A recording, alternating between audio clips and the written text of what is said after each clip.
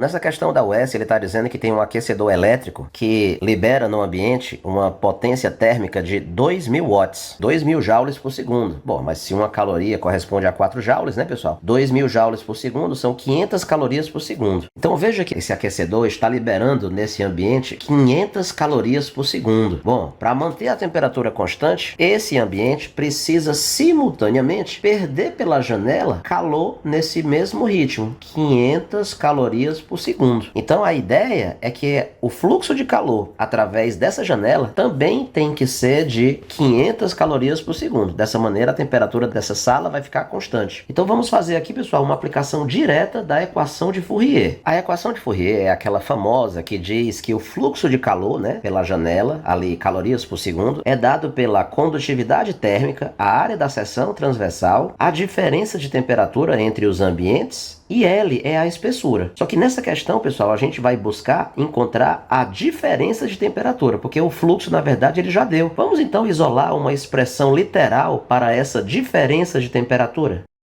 Vamos agora fazer a substituição dos valores. O fluxo foi dado aí, né? A gente concluiu que ele tem que ser de quanto, professor? 500 calorias por segundo. Esse L seria a espessura ali da janela, ele deu que é 10 milímetros, 10 vezes 10 a menos 3, né, galera? 10 a menos 2. A condutividade térmica, ó, 0,2 caloria por segundo, já está na unidade que a gente quer, né? Porque eu já tive o trabalho de converter 200 watts para 500 calorias por segundo, tá bom? Professor, e a área da seção transversal em metro quadrado ele já deu, 1 metro quadrado. E assim concluímos que a diferença de temperatura entre o ambiente interno e o externo é de 25 graus Celsius. Mas veja que ele já está dizendo que a temperatura na sala, dentro da sala, é de 20 graus Celsius. Então, para dar essa diferença de temperatura, quanto é que tem que ser a temperatura lá fora? Exatamente, menos 5 graus Celsius, né? Porque aí você percebe que se eu fizer a diferença, 20 menos 5 vai dar o 25. Não é verdade? Que beleza, hein, professor? Por isso, meus amigos, a resposta certa, então, dessa questão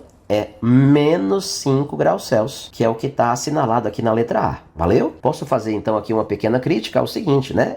Esse assunto, a equação de Fourier, né, da condução de calor, ele é um assunto que seria mais esperado numa prova de segunda fase da UES do que numa prova de primeira fase. Fica aí, né, essa sugestão para a comissão aí da UES. Valeu, pessoal. Forte abraço.